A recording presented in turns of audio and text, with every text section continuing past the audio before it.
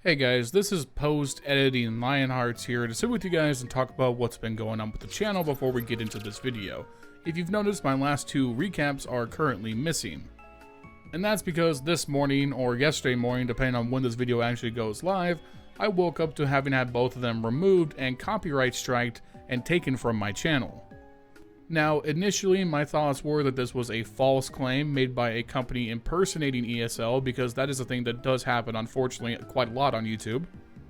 As the day progressed and I looked into this further and figured out what my options were, it does appear this request was either done manually or automatically by ESL, and is, as far as I could tell, a legitimate claim against my content on my channel. However, even though it does come from legitimate sources, I contest heavily the validity of this claim, because based on not only my knowledge of copyright law in the US as well as YouTube's stated fair use guidelines, it's also expressly written out on the ESL website what is and isn't fair use in their eyes, and I believe my content falls squarely within it. And if it's not, then we certainly have a massive problem, because this is not the first ESL event I've covered. I covered the entirety of Pro League, I talked about Sydney, I covered the entirety of Dallas and Chengdu. I have covered multiple Blast events, smaller tournaments like the Bet Boom Dacha. I covered the Major, and that was my first foray into this style of content. I have been doing this for a while now. I am quite literally building a name for myself in this scene as the tournament recap guy. So it would definitely be hard to make tournament recaps if they continue to get struck from my channel. Now, I am disputing these strikes to the best of my ability. In the meantime, I don't intend to slow down with the content production on my channel, but I am going to have to change things up for the sake of making sure I am as safe as possible. If the issue is me using ESL stream content in my videos, then I'm just going to take all of the ESL stream content out of them. Going forward, every tournament recap, every time I talk about a pro game, I will be using CS2 demos played in my own game client, recorded by myself with my own observing, so that there is nothing that links me other than the fact that I am watching Pro Counter-Strike inside of the Valve client to these tournaments. And at that point, if someone wants to claim my own use of demo files generated by Valve's game, then let's go. I would really like to see that court case happen. Now, what sucks is that it's a lot harder for me to make these videos. Being an observer is a specific talent that tournament organizers pay a lot of money for. World-class observers are worth their weight in gold, and they are the reason that Counter-Strike is as watchable and enjoyable of a product as it is. So please bear with me. These first couple of videos are going to be a little clunky as I figure out the timings for how to switch to the correct point of views and smooth things out. I will do everything in my power to maintain the high quality standard that I've set for myself and make these videos as good as I possibly can for your enjoyment. Thank you to everyone who reached out to me and reacted to my community post, and for all of you guys for constantly supporting what we do here. This is what I want to do. I love this stuff, and I'm not going to let something like this stop me from continuing to do it. Sorry to front load this video with so much stuff that's not related to the actual tournament, but I had to give you guys an update of where we're at. With that, let's go ahead and actually start talking about what went on in the tournament today. In our leadoff matchup, we had Team Liquid taking on Furia. A play-in rematch, now facing elimination, these teams trying to survive for one more game. And going into this, honestly, I was pretty confident Liquid were going to be able to win this out in the long run. In their earlier matchup, Furia only kept it close and took it to 3 games because Yuri had such an incredible performance on Anubis, but it was such an out-of-band performance that I don't think Furia would be able to repeat that, and this time around we aren't even playing Anubis, it's Dust 2 and then Nuke. I'll say this right out the gate. The only game that's really worth watching here was Dust 2. Liquid absolutely stomped out Furia on the second map, Nuke 13-4, so we're really not even going to touch it.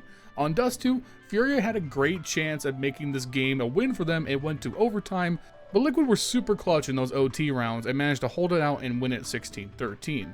And listen, it's early days still, but I think I am buying in fully into the ultimate hype train. He was the best player on Dust 2, he was the best player on Liquid for this series, he's been arguably the best player on Liquid in this tournament. Now, the only mark against him is that Faze is by far the best team he's played against so far, and thus, we really haven't gotten a chance to see him against some of the truly best in the world opping competition. But even then, I'm being really insistent here, his eye test to me just seems that good. I'm very confident that he will not see a significant drop-off against top-tier competition, and the way Liquid are playing right now, I think he's going to get that chance. I would say the only thing that I'm definitely worried about in the long run is how the T sides are going to develop. I think in the long run, we're going to look at this Liquid team as one of the best CT sides in the world potentially, but on the T side, that's always going to be where Twist has his toughest challenge. How does he vary up the playbook to keep things fresh, keep things unique, and keep enabling the pieces around him? Because right now, Yakindar seems to be having a return to form. Naf is super consistent. JKS is super consistent. And if he can optimize Ultimate and himself, that's when Liquid could really contest as like a true contender. And when you consider that tomorrow they have to play Complexity, that's a super winnable game. If they win that, they're into the playoffs. And when you look at the teams that are already in the playoffs, man, Liquid has a real shot in this field. I said it back during my playing coverage. I think Liquid are the dark horse for this tournament, and I'm getting more confident in that every single day. For Furia, yeah, you guys bombed down the second map of this game. That's pretty unacceptable. But when you consider how they played in the play-in, I think Furia, they're looking better than they did previously. I think Skulls has been a positive addition to the team. I think they are short still a true second star player next to Queserado, and I still think ultimately Fallen is going to have to move on, either become a coach, or he needs to give up the op, and they need a true top opper to really complete this team at this point. But honestly, they look better, they look more confident. If Yuri can be more consistent, then Furia, yeah, they can be an upset team. I'm definitely much more positive on them than I was prior to the player break, and that's exactly like the best case scenario of the Skulls trade, in my opinion. Next up, we had the Falcons taking on Virtus.pro. And, you know, let's be very clear here. I am biased. I don't like either of these teams, and I especially don't like Virtus.pro. So for me, this game is like the epitome of the battle of mid. Neither of these teams are a threat to do anything in a serious game, in my opinion. I would never bet on either of them to win a serious best of 3 against a top 10 opponent, and frankly, this feels like a nothing game. It feels unconsequential. Like, cool, Falcons, they win. It's a 2-1 series. They won on Vertigo, and they won on Dust too, and Falcons look really good in their wins. Virtus.pro shut them down on Mirage, but that game feels like an anomaly because it was the one game this tournament where Electronic wasn't wretched. And yes, guys, it's time once again for me to rant about how bad this Virtus.pro team is, because I don't know how this roster can continue. Here's James' event history for the last 3 months. Here is Electronics. Now, outside of the anomaly that is the Esports World Cup, you may notice a trend here. And that's that these two have been awful for what we expect out of them. James, a former top 5 opera in the world, won a major. Electronic, former top 10 rifler in the world, won a major. Yet both of these guys have been criminal amounts of middling in CS2. They signed Electronic for a lot of money. There's no doubt about that. And Cloud9 absolutely fucking fleeced Virtus.pro. I don't know, man. Just blow it up, dude. Spirit's the best Russian team. Just blow it up. Just move on. Moving on to a series that is fun, engaging, and worth all of our times, we have Faze taking on Vitality. And here, this was a doozy. This was a humdinger. This was a real hootenanny of a game. I would say the only mark against this series in terms of entertainment value is that ZywOo was simply human instead of transcendent. But Vitality played good Team Counter-Strike, so did Faze. They made it competitive, they kept it close, but in the end, Vitality pulled ahead at the last minute to take the series 2-1. On Inferno, the success story for Faze simply boiled down to maximizing Rops's impact on the T side. Rops was really good at the apartments, really good lurking as usual. He was even good being the first man in, getting aggressive at points where he normally wouldn't. Faze were just really good at utilizing late round map control to their advantage, oftentimes drawing out all the utility from Vitality they possibly could before they would make their move somewhere on the map. They worked that advantage in total into a 9-3 half, which puts you in a great position when you consider how easy it is to dominate on the CT side. In the second half, Vitality did well on their T side for what it was worth, but in the end, Faze only needed a handful of rounds, and after trading them back and forth, Faze walk away with the victory 13-8.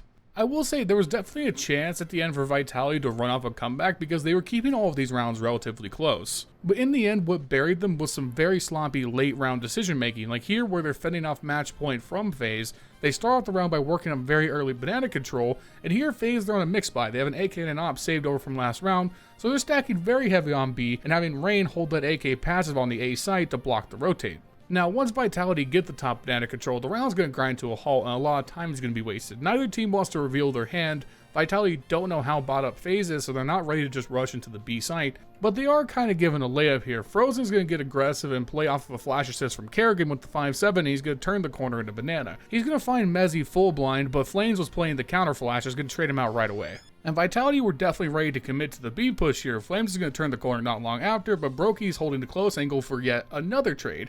And here the counter utility from Kerrigan is going to stop Vitality in their tracks. They're going to definitely consider rotating A, it's what they're going to end up doing.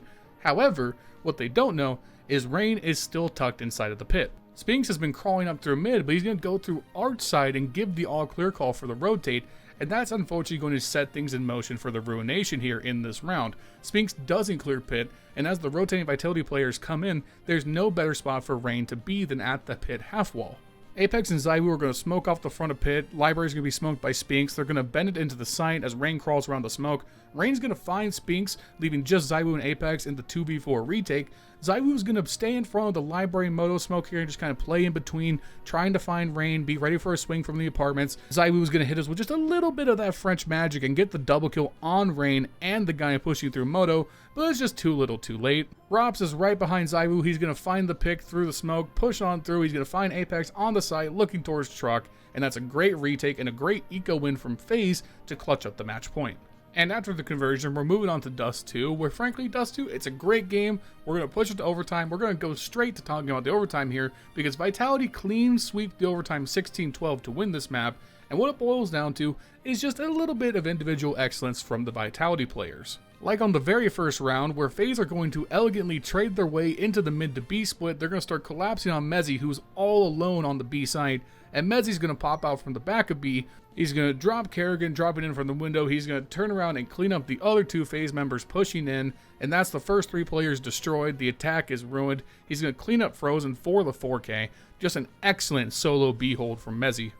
Or on the next round, where Flames is going to open up with a great pick on long A, taking out Kerrigan. We're going to jump over to Spinks, who's tucked into lower tunnels, and with an awesome flash assist from ZywOo, is going to find Rops totally blind and totally out of position for the second pick. This leaves the 3 remaining Faze players trapped into the long A hit, and even though Brokey is going to try his best with the AWP in hand, it's going to be the captain. The leader of the Baguette Battalion himself, Apex, is going to clean up an awesome triple kill on top site.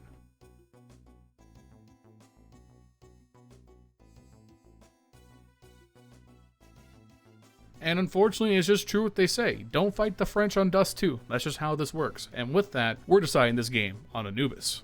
And while I think this has been an incredibly entertaining series up until this point, I think it has to be said that on Anubis, it seems like Faze ran out of gas. Rops had a much worse game. Brokey had a much worse game. Kerrigan had been doing well in both the previous games. He went right back to normal in this one. And even though Rain and Frozen did their very best, 20 kills and 16 kills respectively, it wasn't enough when so much of the rest of the team was lagging behind. Vitality win this comfortably 13-9, and honestly on their T side they did it all with ZywOo pretty much being not there.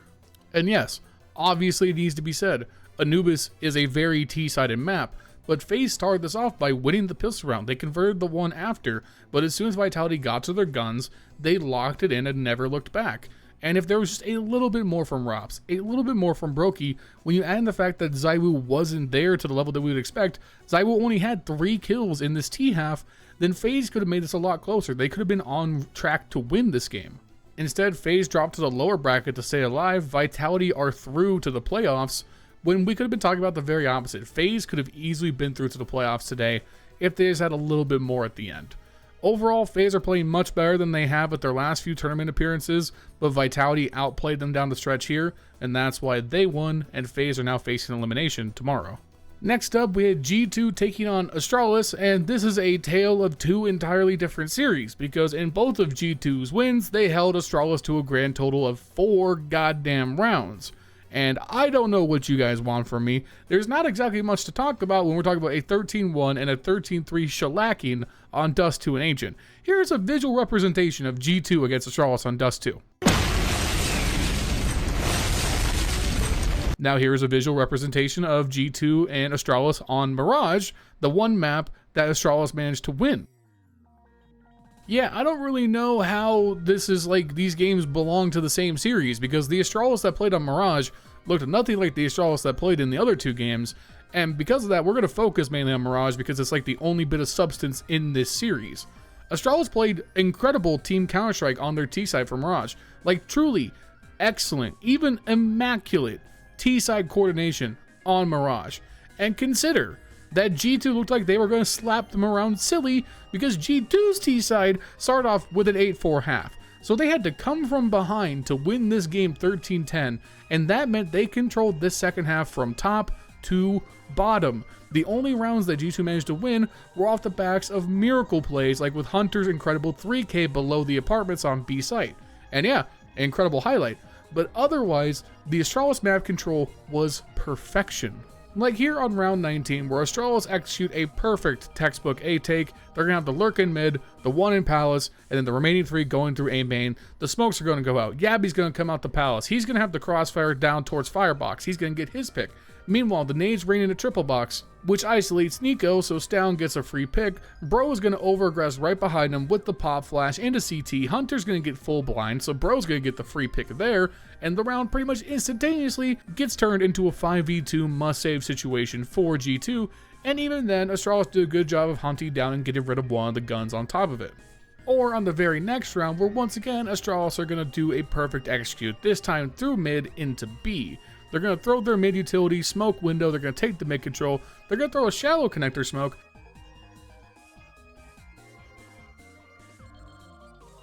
and start working up Cat. Yabby and Stare are fully focused on the B side because Device is the third man in and is watching their backs connector with the AWP. With Device locking out connector, they don't have to worry about their backs at all, so they can fully focus on the players in front of them. Yabby gets the first pick, allowing them to start to push up the site. When they get that B side pick, Device gets the second pick right away on the player peeking connector to try and get intel. Now Stare and Yabby can push up and get the plant and clear Van. There was a player hiding Ninja. Stare trades out Yabby, the bomb goes down, and once again G2 are forced into a 4v2 situation that they can't possibly attempt to retake in. They don't have enough guns, no kit, no utility, and no time. Hiko is going to get a pick for his trouble, but honestly it wasn't worth it. He dies right after, and considering G2's economy and the way the Astralis are playing right now, they needed every gun going into the next round. So honestly, Nico should have the wherewithal there to just go for exits way off-site or just not go for them at all. It's just a shame that this was the only competitive map, because when Astralis were working, they were able to give G2 a serious run for their money tactically, and it's clear what G2 were relying on right now is that they have such a wealth of firepower that they don't need to outwit their opponents. If any one of Nico, Malbs, Hunter, m0NESY can pop off, then they're pretty much unstoppable.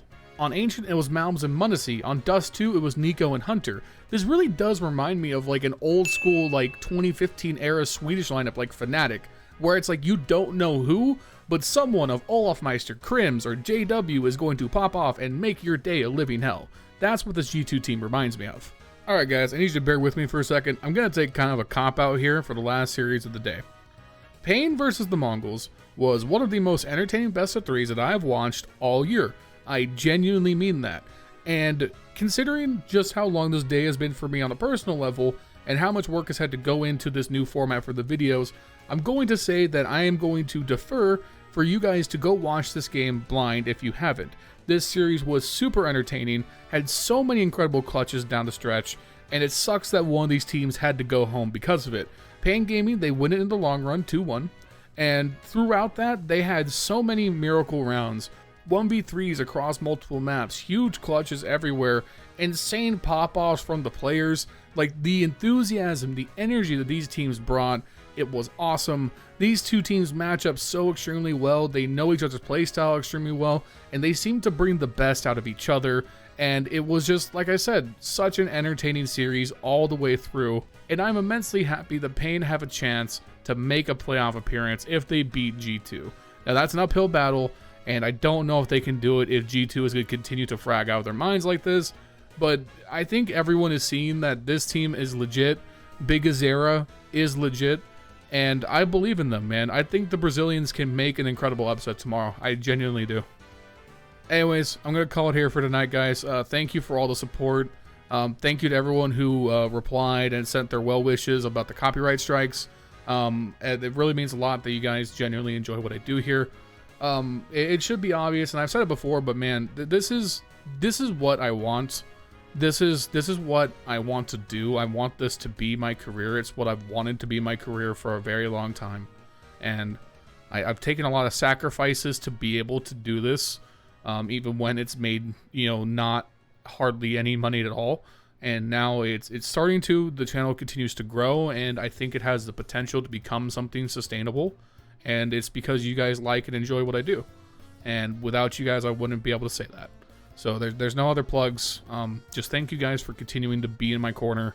I promise to do my best by you guys and continue to produce things that you'll find entertaining, funny, and informative. That's the best I can do, and I'll do it no matter who tries to stop me. That's what I can promise you guys 100%. From the bottom of my heart, thank you so much, and I'll see you guys tomorrow with another recap.